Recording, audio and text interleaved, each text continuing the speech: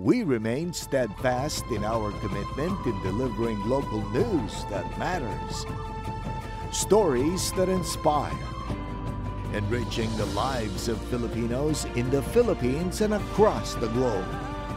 This is your GMA Regional TV. Buong puso para sa Pilipino. Ang mga pinakamalalaking balita ngayong Lunes. Pamamaril sa isang barangay chairman sa Pampanga. Sapul sa CCTV. Lalaki sa Vigan City. Kalaboso matapos saksakin ang ama matapos hindi bigyan ng pera. Halos 30 bahay sa Pangasinan nawalan ng bubong dahil sa buhawi. At isang talon sa Dumalneg, Ilocos Norte. Bakit nga ba tinawag na Darna Falls?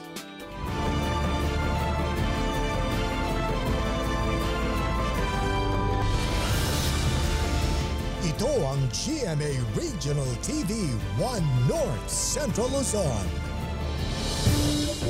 Masantos siyang aram na imbag amale maya pagat panapon kapuso. Narito na ang 1 North Central Luzon. Hatid namin ang mga pinakamalalaki at pinakahuling balita sa Hilaga at Gitnang Luzon. Live mula rito sa GMA Dagupan Station, ako po si Chris Zuniga. Mga ipinapasadang tricycle sa Dagupan City, pinapadaan muna sa MH Del Pilar Street para makaiwas sa baha. Ang karagdagang detalye ng balitang yan, alamin natin sa live report ni Jasmine Gabriel Galban. Jasmine? Chris, mabilis ang paghupa ng baha bunsod ng malakas na buhos ng ulan sa ilang bahagi ng Dagupan City. Kasabay nga niyan ay may mga measures na ipinapatupad ang poso para matiyak ang safety ng mga motorista. Dahil sa malakas na buhos ng ulan kaninang umaga, August 12, binahang bahaging ito ng PNR Road sa Dagupan City. Hindi na muna pinadaan sa lugar ang mga bumabiyaheng tricycle. Mula sa Mayombo at Perez Boulevard, pinadidiretso ang mga tricycle sa MH Del Pilar Street. Isa yun kasi alam mo naman natin ginagawa yung drainage kaya medyo mabagal ang lalo-lalo pag high tide and then lakas ng ulan kaya na umaga, ganun ang nangyayari. Malaking tulong ito sa mga tricycle driver. Dire-diretso na raw kasi ang kanilang biyahe kung sila'y dumadaan sa MH Del Pilar. Kasi yung tubig talagang pag umuulan talagang marumi na nga, traffic pa, tsaka yung talagang madana. Binayo ng malakas na buhos ng ulan na may kasamang malakas na hangin ang General Mamerto, Natividad Nueva Ecija noong Sabado, August 10. Halos mag-zero visibility ang paligid sa tindi ng buhos ng ulan. Sa kabila ng malakas na ulan, hindi pa rin naawat ang ilang magsasaka na i-monitor ang kanilang mga taniman. Malakas na hangin at ulan din ang naranasan ng mga residente sa Cabanatuan City. Mga kapuso, hanging habagat pa rin na nagpapaulan sa malaking bahagi ng bansa at na-experience po yan sa Luzon at maging sa kanlurang bahagi ng Visayas. Sa ngayon wala pa namang epekto sa bansa ang low pressure area na huling namataan 1,375 kilometers east ng extreme northern Luzon sa loob ng Philippine Area of Responsibility. Di pa rin po inaalis yung chance na maging bagyo ito at sakali man na ito'y maging isang bagyo, tatawagin itong bagyong Dindo. Samantala, sa datos ho ng Metro Weather, matinding pag-ulan ang aasahan sa mga probinsya ng Kalinga, Mountain Province at Ifugao. Habang malakas naman na pag-ulan ang aasahan sa malaking bahagi ng Northern at Central Luzon. Chris? Maraming salamat, Jasmine Gabriel Galban. As 30 bahay naman sa boundary ng Basista at Orbistondo sa Pangasinan ang nawala ng bubong dahil sa naranasang buhawi. Tutukan sa report.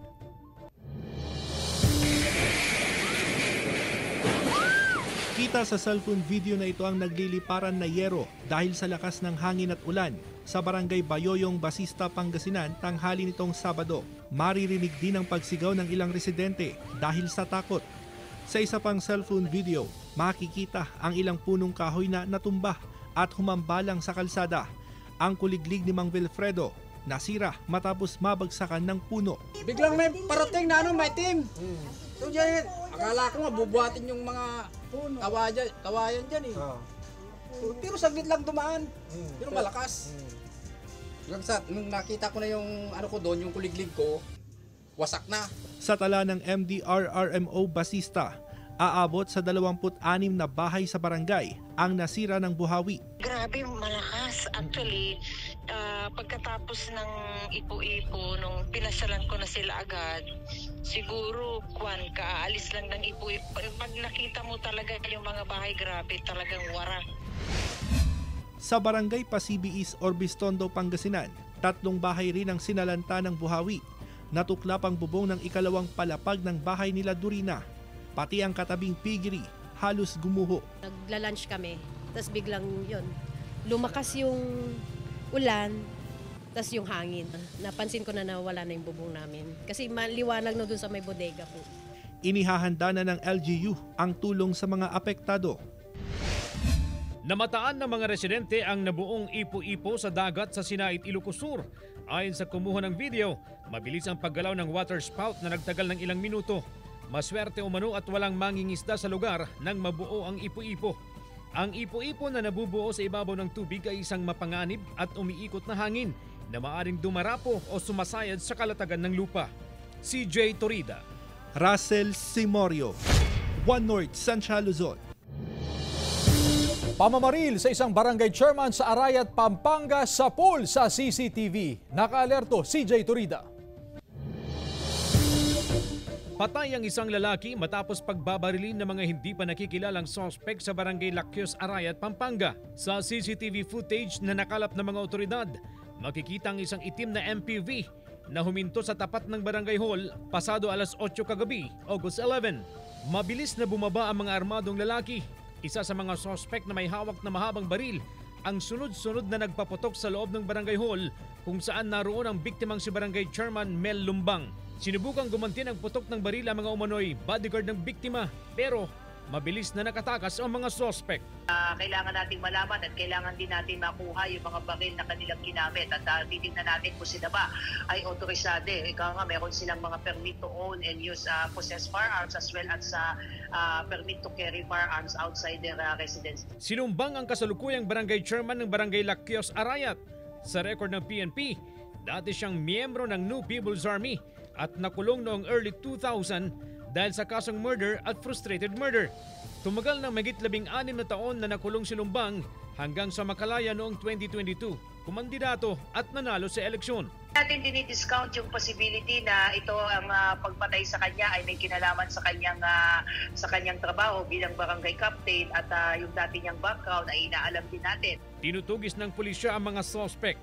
Bumuo na rin ng Special Investigation Task Group Lumbang ang PNP upang tumutok sa kaso. Sinisikap ng GMA Regional TV na makuha na ng pahayag ang kaanak ng biktima. CJ Torida, One North Central Luzon. Samantala, sunod-sunod na kaso ng dengue sa Barangay San Miguel, Calasiao, Pangasinan, ikinakaalarma ng ilang residente. May ulat si Russell Simorio. Bukod sa 6 na taong gulang na babae na tinamaan ng dengue, 2 residente pa sa Sitio PNR Sur, Barangay San Miguel, Calasiao, Pangasinan ang nagpositibo sa dengue. Sa tala ng barangay, pinakahuling dengue patient ang isang 33 anyos na babae. Nakaranas daw ng mataas na lagnat at panghihina ang mga dengue patient. Nagpa-check up po siya and then nagka-fever siya. Actually wala siyang danger sign daw. Pero nung dengue test po siya, nag-positive po siya. Muling nagsagawa ng malawakang misting operation ng Barangay Council sa mga posibleng lugar na pinamamahayan ng lamok. Naalarma na raw ang ilang residente sa sunod-sunod na dengue cases sa barangay. Nakakatakot din kasi marami na kasing dengue cases.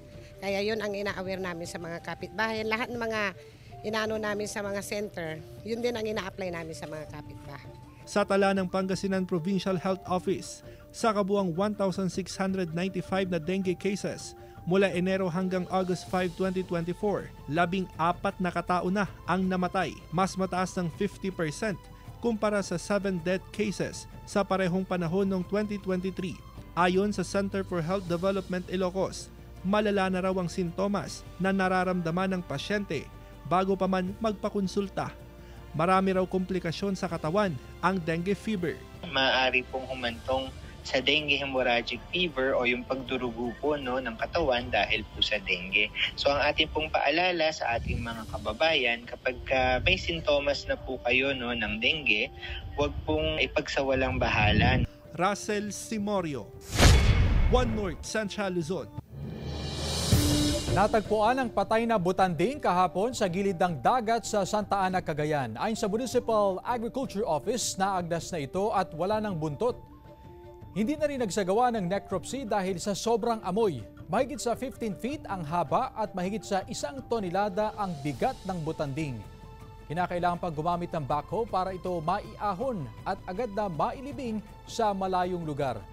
Napagalaman na nitong nakaraang taon din, meron ding namatay na butanding sa naturang baybayin. Masayahin at mapagmahal na centenarian lola sa Mangaldan, Pangasinan, yan daw ang kanyang naging sekreto sa mahabang buhay. Ating kilalanin sa report.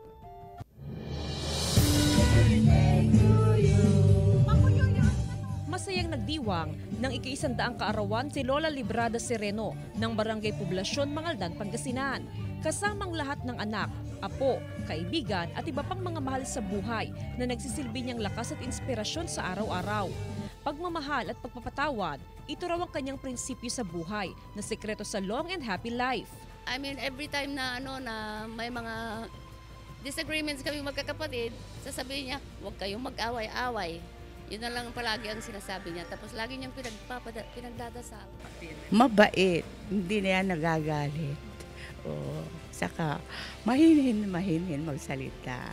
Kaya, Sa selebrasyon ng kanyang kaarawan, inalala ng kanyang mga anak ang lahat ng sakripisyo ng kanilang ina upang sila'y maitaguyod. Hindi raw ito naging madali, pero ipinagkatiwala raw niya sa may kapal. Pananampalataya sa Panginoon, kalakipang pagsusumikap. Ito raw ang naging daan para mabigyan niya ng magandang buhay ang mga anak.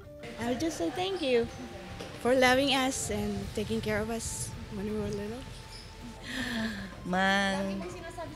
Thank you sa pagpapalaki mo sa amin lahat. Sa marami pang taon, nabiyaya ng Panginoon sa buhay ni Lola Librada, hindi raw mapapagod sa pag-aalaga at pag-aaruga ang kanyang mga anak. Pasasalamat daw ito sa pagiging strong woman ni Lola Librada. Kasama si Daryl Peralta, Jasmine Gabriel Galban, One North Central Luzon.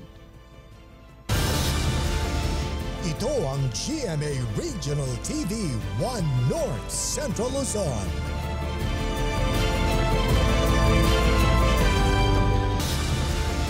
Ito ang GMA Regional TV 1 North Central Luzon. Patay ang 27 anyos na lalaki matapos na pagsasaksakin sa loob ng pinagtatrabahuhang convenience store sa Cabanatuan City. Nakaalerto, CJ Turida. Patay sa pananagsak ang manager ng isang convenience store sa Barangay Mabini Home Site sa Cabanatuan City. Umaga noong August 9. Ang biktima ay 27 anyos na residente ng General Mamerto Natividad, Nueva Ecija. Pinasok daw ng hindi pa nakikilalang sospek ang biktima sa loob ng convenience store at saka pinagsasaksak. Tumakas ang sospek matapos ang krimen. Tumanggi munang magbigay ng pahayag ang mga otoridad habang nagpapatuloy ang investigasyon. Hindi rin nagbigay ng pahayag ang kaanak at katrabaho ng biktima. Sa kulungan ng bagsak ng 42 anyos na lalaki matapos saksakin ang kanyang sariling ama sa Vigan City. Sa investigasyon ng pulisya, nagpunta ang sospek sa bahay ng kanyang magulang upang humingi ng pera na pambayad daw niya sa kuryente. Pero hindi sila nagkaunawa ng kanyang ama. Base sa investigasyon, nakainom itong sospek na pumunta sa bahay sa family house nila. Pambayad ng kuryente. Pero as per doon sa father, hindi niya binigyan kasi parang ipang-iinom lang kaya hindi binigyan. Dinala sa ospital ang biktima na nagtamo ng saksak-saka ng kamay. Ayon sa autoridad, desidido ang magulang ng sospek na sampahan ng kaso ang kanilang anak. CJ Torida, One North Central Luzon. Mga drainage canal sa downtown area ng Dagupan City nilinis gamit ang Vactron. Sundan sa report. Tuloy-tuloy ang paglilinis ng mga opisyal ng barangay sa mga drainage canal sa downtown area gamit ang vacuum excavation equipment ng city government.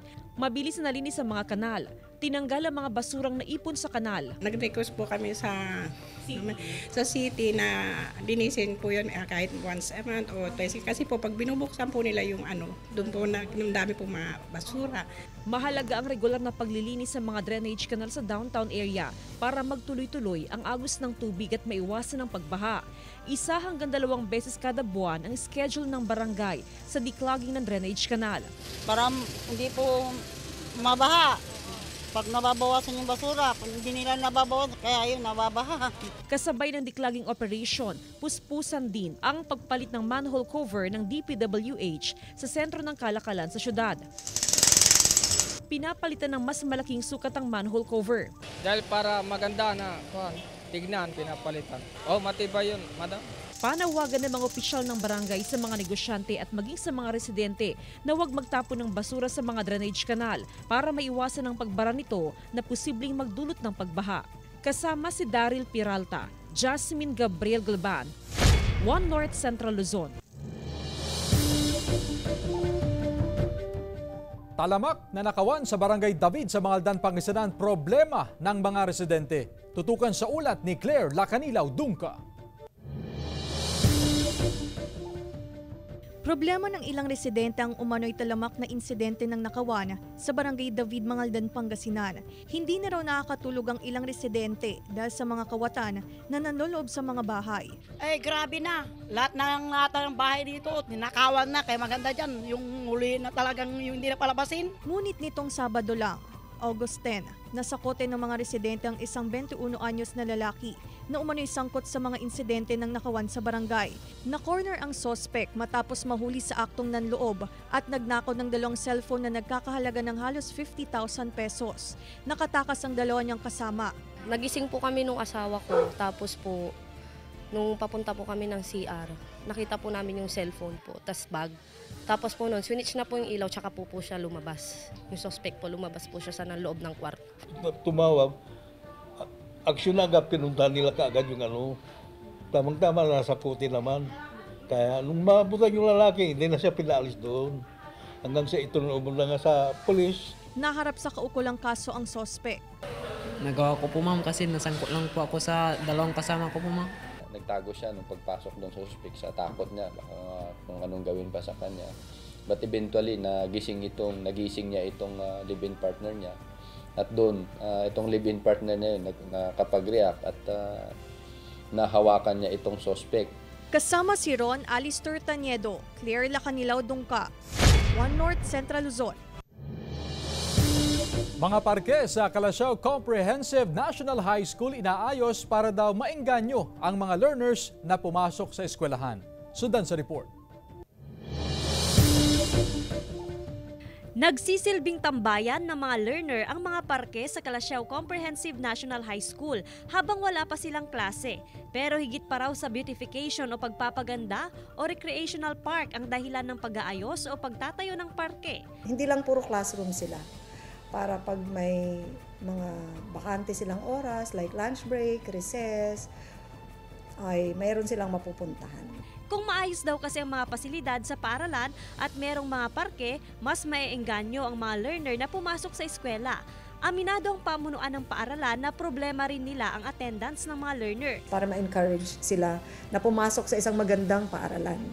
Ang mga parke rin umano ang nagsisilbing recreational area at safe area ng magkaklaseng John Gabriel at Kila. Kasi meron po kaming place para mag-review peacefully po. Dito po kasi yung pinapagtambayan namin kapag free po yung namin, free po yung schedule namin. So dito po kami tumatambay and then pwede rin po kami dito nagbabasa po.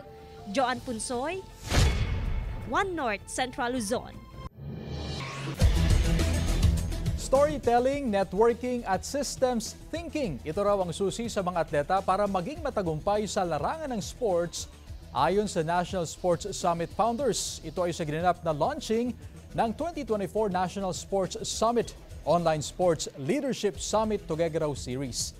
Ang third Online Sports Leadership Program National Sports Summit ay gaganapin sa Tuguegarao City sa August 23 hanggang 25 kung saan makakatulong daw na mapatibay ang kaisipan ng mga atleta kung papaano mamamayagpag sa sports tulad ng mga nakasungkit ng medalya sa Olympics. Ilulunsad din sa OSLP Summit ang Winds of Change Project, bukod sa open forum at panel discussion at story circle sa mga kalahok. Ang Puerto Princesa City sa Palawan ay nag-host ng unang dalawang OSLP Summit. The OSLPians are actually a small number if you think about it. And then you add on yung mga Olympians, mga speakers naman. So majority of it is the youth from Tuguegarao. Narito na ang Ratsyada Balita. Kapansin-pansin ang paghina ng sektor ng turismo sa Vigan City ngayong tag-ulan. Maluwag ang parking spaces, kakaunti ang turista sa mga tourism site, kabilang na ang pamosong Calle Crisologo. Kahit sa mga kainan, ramdam daw ang pagtumal ng negosyo. Kaya gumawa na ng estratehiya upang magkaroon ng ibang aktibidad ang mga turista sa kabila ng maulang panahon. Ang Tourism Office kakalap ng urban legend stories mula sa mga lokal na siyang ikukwento sa mga turista sa spooky tour ng Turcicles at Kalesahan. Karangalan para sa 9 na persons deprived of liberty ng Ilocos Norte Provincial Jail na makapagtapos ng elementarya at sekundarya. Nagtapos ang mga PDL ng basic education sa ilalim ng Alternative Learning System o ALS. Pinalawig ito ng Schools Division of Ilocos Norte at tinawag na Hope in Correctionals Program. Sa likod ng mga pagsubok na pinagdaraanan ng mga PDL, nakayanan nilang tapusin ang kanilang pag-aaral upang magkaroon ng pag-asa sa kanilang paglaya. Ginunita ng mga taga Ilocos Norte ang ika-118 na anibersaryo ng kaarawan ng tinaguriang local hero ng lalawigan na si dating Governor Roque Ablan Sr. noong Biyernes, August 9. Nag-alay ng bulaklak sa bantayog na Ablan at ginawaran din ng 21 gun salute at inalala ang kanyang katapangan at kagitingan noong World War II. Si Ablan ay isang guerrilla leader at war hero. Siya rin ang pinakamatang na halal na gobernador sa kanyang panahon sa edad na 32. CJ Torida, 1 North Central Luzon. Nagpasiglaban sa kanilang costume ang mga tricycle driver sa Tuguegarao City sa kauna-unahang Mr. Toda 2024 na bahagi ng Pavorulun Afi Festival. Namangha ang mga manonood sa pagiging creative ng mga kalahok sa kanilang mga costume na talaga namang pinalakpakan ng mga manonood. Ito raw ang kauna-unahang aktibidad para sa sektor ng Tricycle Operators and Drivers Association. Layo ng aktibidad na kilalanin ang kontribusyon ng TODA sa pag-unlad ng Tuguegarao at para maipakita ang natatagong talento ng mga mamang tricycle driver. Ito ang GMA Regional TV 1 North Central Luzon.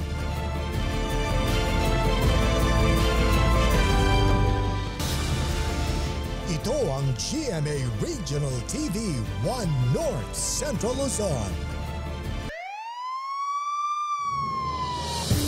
Natagpo ang palutang-lutang sa Bislac River sa Bacara, Ilocos Norte ang bangkay ng isang lalaki. Inaalam pa ng pulisya kung ano ang ikinamatay ng biktima. Inimbestigahan din kung may foul play sa insidente. Ilang araw na raw na nakababad sa ilog ang biktima base sa investigasyon ng PNP. At sa follow-up investigation, napag-alamang tubong bintar ang lalaki at positibo siyang kinilala ng kanyang mga kaanak. Wala pang pahayag ang kaanak ng biktima. So, din report, di napantay jay. So, di naisagpat dati bangkay na. Kat kasi di nakita jay, bagi na kita ada iti tatatuna. Samantala, dahil sa nararanasang pag-ulan, presyo ng gulay sa ilang pamilihan sa Dagupan City bumaba ng halos sa 50%. Sundan sa report. Bumaba ng halos 50% ang presyo ng iba't ibang gulay sa mga pamilihan sa Dagupan City ngayong linggo dahil sa nararanasang pag-ulan. Gaya ng sitaw na mula sa 70 pesos kada kilo, ngayon nasa 30 pesos na lang. Mababa rin ang presyo ng okra, ampalaya at kalabasa. Ganon din ang patatas, carrots at repolyo. Yung kamatis bumaba naman po. Yung mga bagyo vegetable bumaba din. Ayon sa mga negosyante, marami ang supply ng gulay ngayon. Sabay-sabay kasi nag-ani ng mga tanim na gulay ang mga magsasaka sa iba't ibang probinsya, bunsod ng naranasang pag-ulan. So far, na-monitor namin yung binggit naman, mababa pa rin ang presyo. Malaking bagay para sa mga mamimili ang pagbaba sa presyo ng gulay. Malaking bagay talaga, madam. Dahil makakaminos ka, madam, ng mura. Sa kabila ng sabay-sabay na pag-ani ng gulay, wala namang nakikitang problema ang sinag sa magiging supply ng gulay sa mga susunod na linggo. Sa ngayon, wala namang paggalaw sa presyo ng sibuyas, bawang at luya. Kasama si Daryl Peralta, Jasmine Gabriel Galban, One North Central Luzon. 300,000 na fingerlings target na produksyon ng Ilocos Sur Provincial Tilapia Hatchery ngayon 2024 dahil daw sa tumataas na demand. May ulat si Ivy Hernando. Peak season sa fishery sector.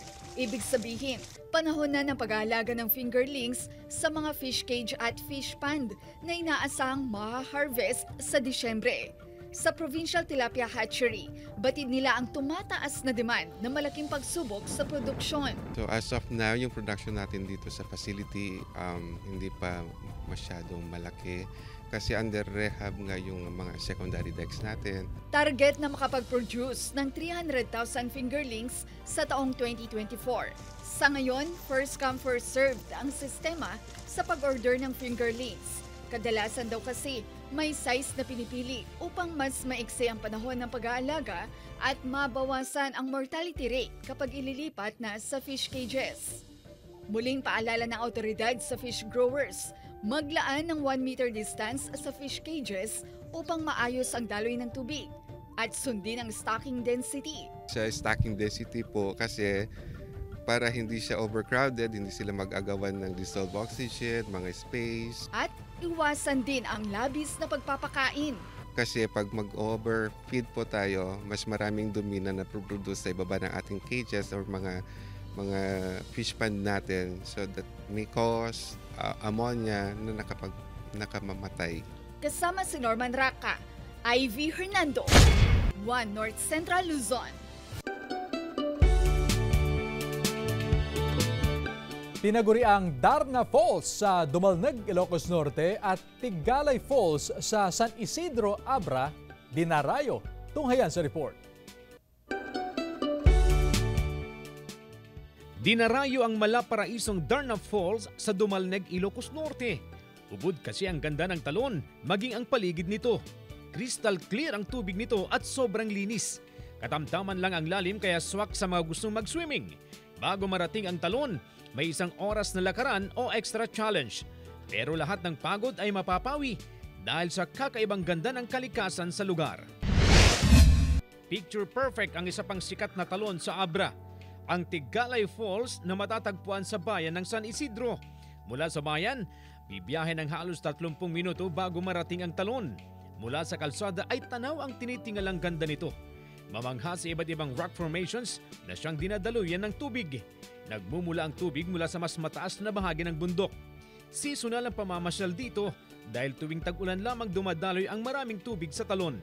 Maliban sa ibabang bahagi, pwede ring umakyat, i-enjoy ang view at magtampisaw sa itaas pang bahagi ng talon. CJ Torida, One North Central Luzon. Samantala, mapapanood niyo po ang episode nito at iba pang pinakahuling lokal na balita sa official website ng GMA Regional TV, www.gmaregionaltv.com. Pwede rin kayong bumisita sa aming official YouTube channel, GMA Regional TV, at i-click ang subscribe button para sa pinakamainit na balita mula sa mga rehiyon. Nais din naming pasalamatan ng mga kapuso sa Hilaga at Gitnang Luzon, maging ang mga kapuso natin abroad. Dahil sa GMA Regional TV, local news matters. At yan ang mga pinakamalalaki at pinakahuling balita sa Hilaga at Gitnang Luzon. Maraming salamat sa pagsama sa amin pati na ang mga kapuso sa ibang bansa na tumutok sa mga balita sa rehiyon. Ako po si Chris Zuniga. Kami ang GMA Regional TV, One North Central Luzon. Buong puwersa para sa mas malaking misyon at mas malawak na paglilingkod sa bayan.